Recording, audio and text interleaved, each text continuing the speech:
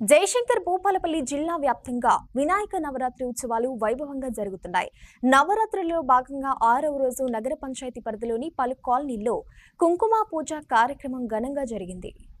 గణపతి నవరాత్రి ఉత్సవాలలో భాగంగా జిల్లా వ్యాప్తంగా మండపాల్లో కొలువైన గణనాథుడికి భక్తులు వివిధ ప్రత్యేక పూజా కార్యక్రమాలు నిర్వహిస్తున్నారు.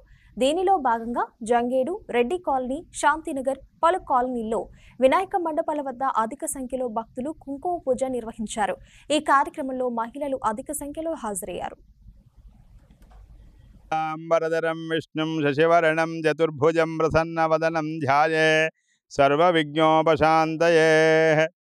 విఘ్నేశ్వర స్వామి మహాగణపతి నవరాత్రి ఉత్సవాల్లో భాగంగా ఈరోజు జంగేడు గ్రామములో విఘ్నేశ్వర స్వామి దగ్గర ఈరోజు విఘ్నేశ్వర స్వామిని ప్రారంభం చేసుకొని 6వ రోజు శుక్రవారం విఘ్నేశ్వరుని యొక్క తల్లి పార్వతీ పరమేశ్వరుల స్వరూపమే.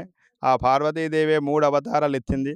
సర్వమంగళ మాంగళ్యే శివే సర్వార్థ సాధికే శరణ్యే త్రయంబకే దేవి నారాయణీ నమోస్తుతే. ఆమె లక్ష్మి, ఆమె పార్వతి, ఆమె సరస్వతి. కాబట్టి ఈరోజు స్త్రీలందరూ ఈ శుక్రవారము చాలా సౌభాగ్యాన్ని ఇచ్చేటువంటి లక్ష్మీ స్వరూపమైనటువంటిది. మనం రోజు ఉదయాన్నే ముఖానికి బొట్టు పెట్టుకుంటాం. ఆ బొట్టే లక్ష్మీ స్వరూపం. కాబట్టి ఈరోజు లక్ష్మీ స్వరూపమైనటువంటి తన పిల్లలు, తన భర్త అందరూ సుఖంగా ఉండాలనే ఉద్దేశంగా, కుటుంబం అంతా కూడా మంచిగా ఉండాలని అందరూ స్త్రీలంతా కూడా ఇక్కడ ఉండబడేటువంటి స్త్రీలు మాతలంతా కూడా ఈరోజు విఘ్నేశ్వర స్వామి దగ్గరికి వచ్చి అందరు కలిసి కుడుక, రేవకబట్ట, గౌరమ్మ, గాజులు, పువ్వులు, కాటిక, తిలకం ఇలాంటి సుగంధ ద్రవ్యాలు ఆడవాళ్ళకి ఇష్టమైన అన్నీ అక్కడ పెట్టుకొని ఆ అమ్మవారి లక్ష్మీదేవి నామాలు చదువుతుంటే అందరూ కూడా కుంకుమార్చన చేసిండు. వాళ్ళంతా కూడా భగవంతునికి విఘ్నేశ్వర స్వామికి కూడా ఈరోజు అనేక రకాలైనటువంటి నైవేద్యాలు పెట్టిండు.